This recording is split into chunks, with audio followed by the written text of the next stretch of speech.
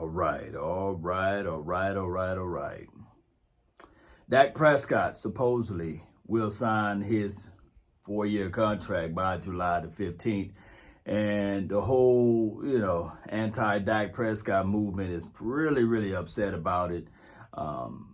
They would be upset about it because, they've been saying that, okay, let's get rid of the guy. Let's do this with the guy. Let's move on from the guy. Let's start the Andy Dalton administrations, those sorts of things. Nevertheless, 4-year contract should, 4 times 5 is 100 and 4 times 35 is $140 million, give or take. Yeah, $140 million. So I would think that out of that 140 million, maybe 115 million would be the guaranteed money. That's where you got to look at the guaranteed. I think that Carson Wentz signed 110, or was it Goff? Y'all help me out. Post it down below. And I think that his agent would like to get somewhere north of that number there. I know for sure it should be north of, what's the guy that's down there in Tennessee? What's his name? The quarterback there. I think he signed like a $90 million guaranteed. Ryan Tannehill, boy, getting a senior moment.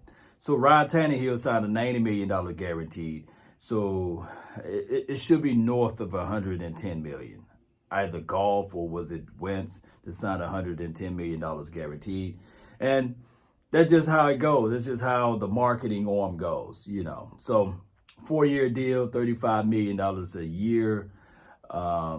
It's going to be somewhere around those parameters. Now, I will say this, for those who out there who really love this team and really want good things to happen for this team, you would want Dak Prescott to get signed. Here's why. You will have more money in the pot to sign someone else. You have more money to move around. Of course, $7 to $8 million that we have in the cap space will go toward the rookies portion and the undrafted portion. So we need money.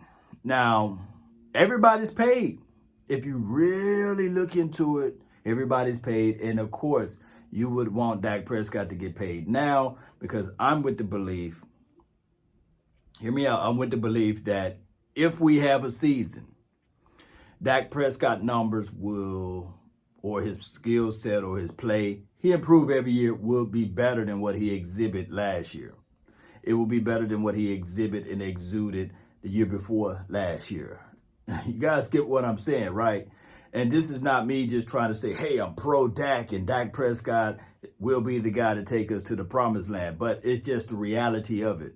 Now, if the Cowboys had any plans or any movement or any thought track to get rid of Dak Prescott, like I said before, they should have done that before the start of the free agent period. They should have started making moves then. They should have started putting out fillers of saying, okay, we would put out an offer for 2 first-round draft pick, two second-round draft picks and beyond.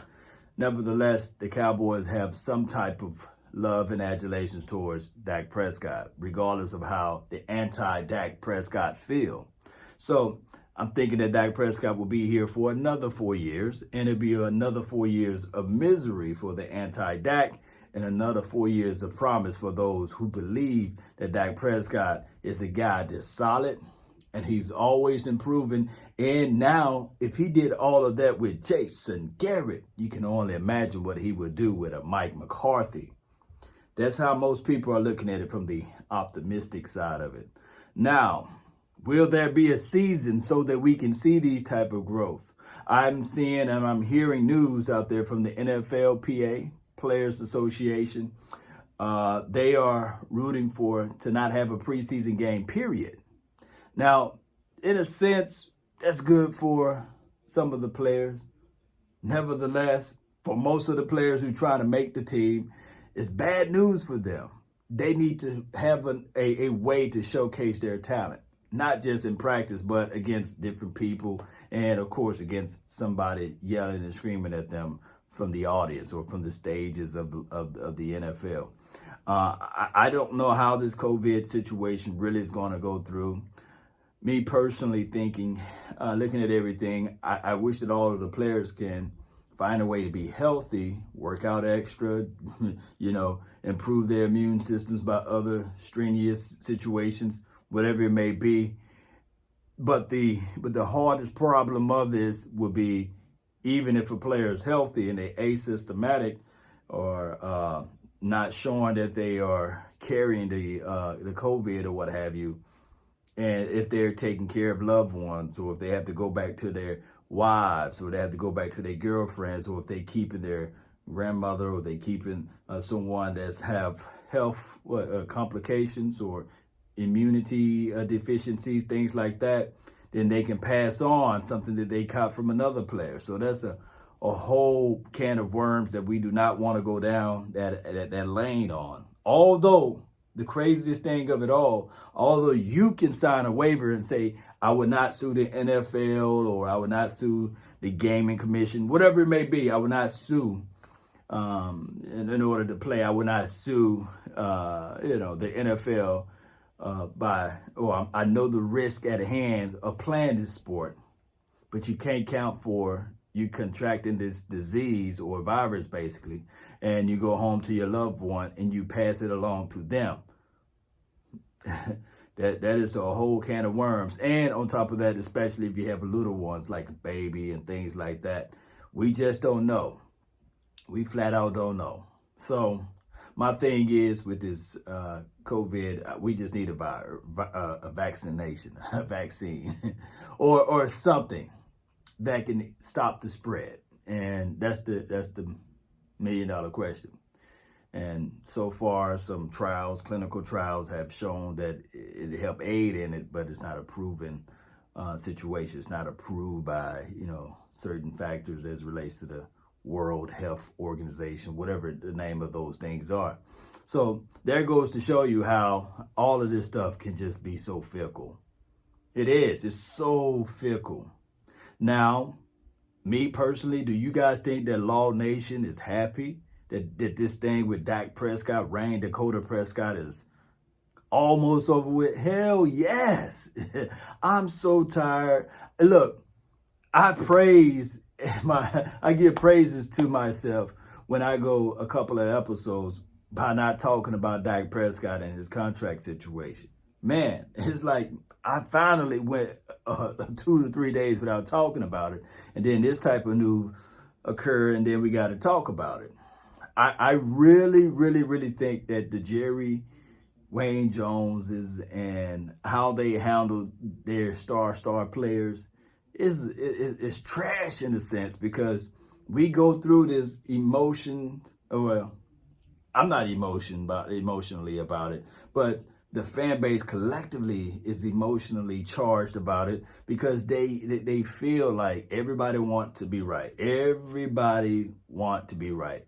And when they're wrong, they find another angle so that they can be right. Case in point, they would rather Dak Prescott to lose to say, hey, I was right. Hey, I told you guys about that. Or I told you guys about this. And to me personally, I would rather be wrong. I'm so glad that I was wrong about LVE his freshman year. I thought for sure that the guy was a wasteful pick. But was I happy? Was I glad? Was I extremely excited when he started making plays? I didn't find other warts and things that was going on with his gameplay. I didn't. And I'm pissed off that I'm mad about Taco. I'm really mad about it. I was so mad about the fact that I was right about Taco. I would rather be the inverse. I digress. And I know a lot of people feel the same flavor of what I'm talking about. Look, Taco came onto the scene and everybody knew exactly what we were going to get from a Taco. It's just that we couldn't get the Joneses or whoever from the defensive side. I guess it was Papa Rob Marinelli, to see what we was able to identify with from his tape from college. Now, fast forwarding for LVE, the same situation. We were saying, hey, this guy had problems shedding blocks. He had problems with this, but different environments, different things happen and occur. And I was wrong. I was glad that I was wrong too. But I was right about Taco. Now, moving over to Dak Prescott. look, a lot of people will say, well, he need a complete team around him in order to win. And my comeback for all of those statements would be this right here. Who don't? Who is winning games by themselves? Nobody. That's the $100 million questioning there, or the $140 million question. Who is winning by themselves? Nobody. So with Dak Prescott signing his 4-year deal, or supposedly signing by July the 15th, brings in a hope and a promise for those who out there who understand that Dak Prescott, hey, he got all of the weapons around him. And for anybody to come out of the woodsheds or the woodworks and say, well, hey, Law, there's no more excuses. Yeah, there's no more excuses.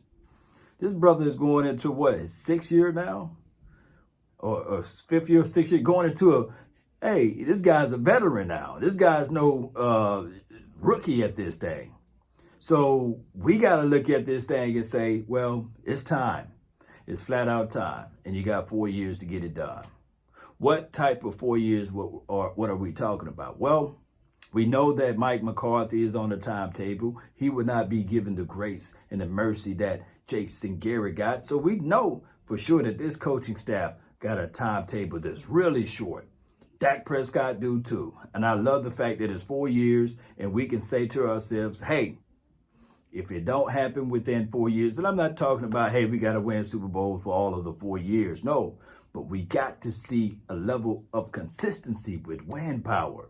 Oh, with actual good football play back to back in multiple games and multiple stretches of games in a run. We got to go on this run, baby. We got to. And we've been on a few runs with Jason Garrett. Yes, we've been on a few runs. But we always were sitting at the edge of our seats when it happened, right? We were sitting on the edge of our seats, and we knew in the back of our mind, like, man, how is Jason Garrett going to F this thing up?